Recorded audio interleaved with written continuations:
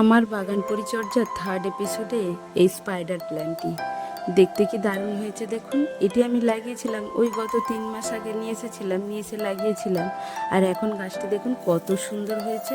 তারপরে একটা অবাক করার ব্যাপার সেটা হচ্ছে এই যে শীষটা বেরিয়েছে, এই শীষের মধ্যে দিয়ে অসংখ্য ছোট ছোট চারায় ভরে গিয়েছে।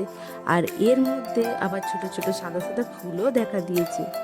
বেশ দারুণ লাগছে গাছটি।